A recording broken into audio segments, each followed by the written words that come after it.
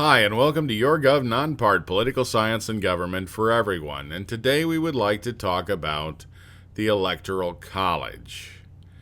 Now, the first thing we'd like to make absolutely clear is that the Electoral College is specifically and only pertaining to the election of the President and Vice President in the United States.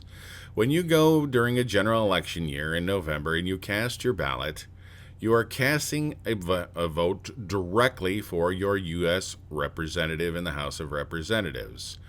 In those states which have senatorial elections, you are also casting a vote directly for that senator.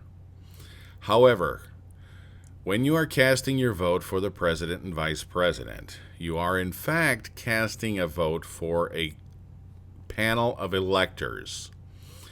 And every state has a group of electors for every party, which are sworn to cast their vote for the candidate which receives the majority of votes in that state.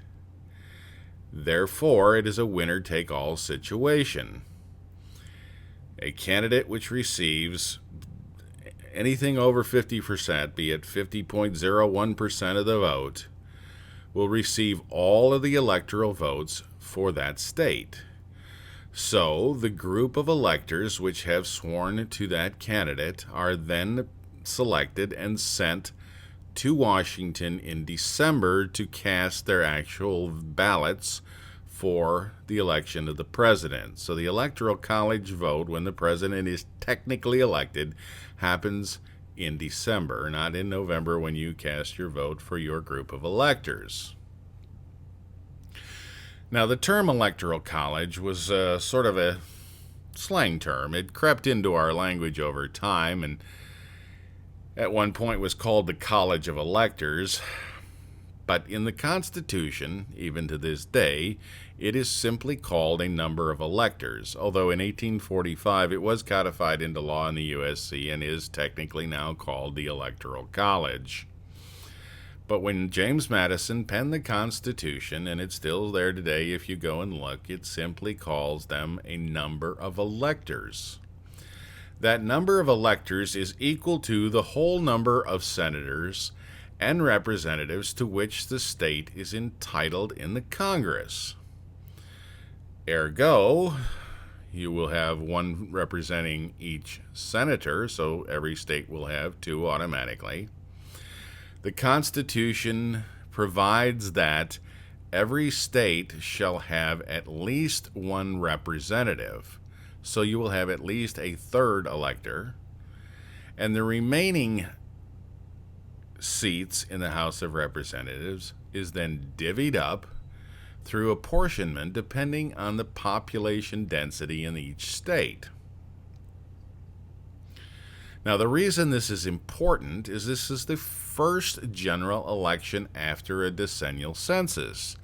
And the decennial census reveals that populations have shifted in the nation, with some states gaining population and some states losing population, and consequently those states losing or gaining a number of seats in the House of Representatives and an equal number of electoral votes in the Electoral College. As we see here in this map, certain northern states lost seats and many southern states gained seats, but this was all done because the population shifted over the last 10 years.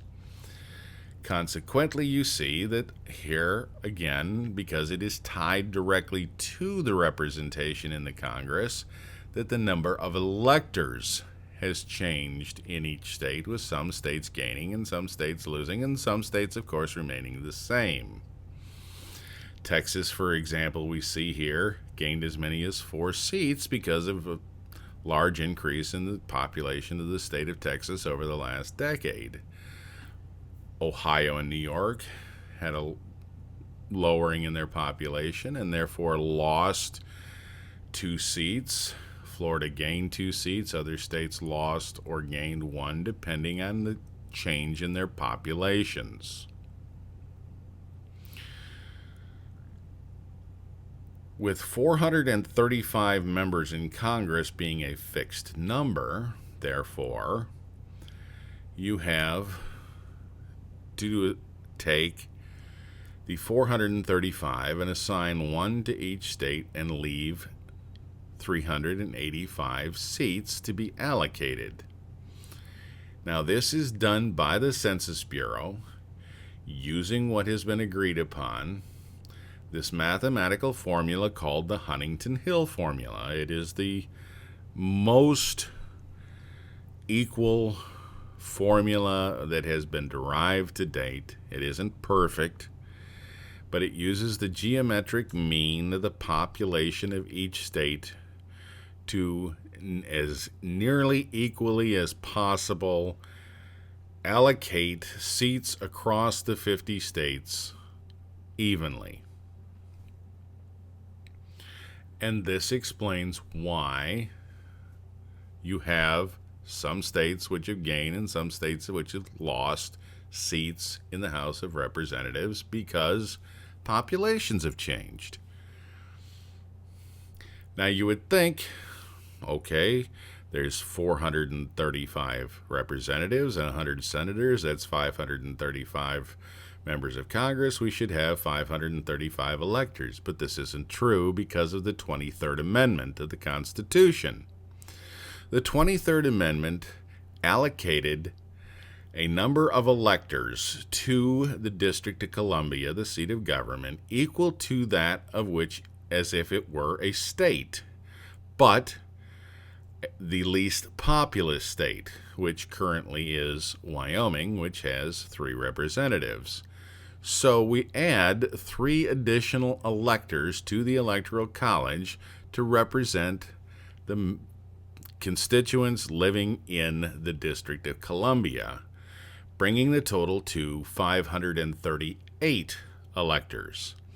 And this explains the reason for the excitement and anticipation over what is called the magic number of 270 on election night, because 270 would be a 1+ majority in 538.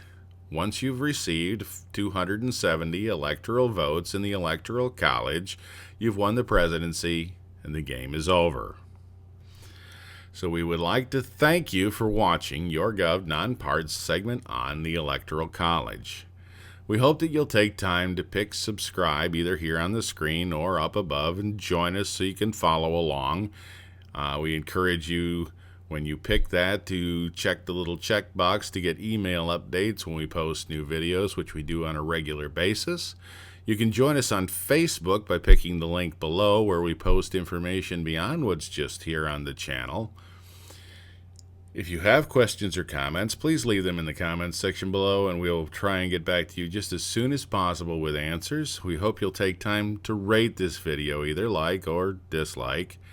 And as always, thank you for watching.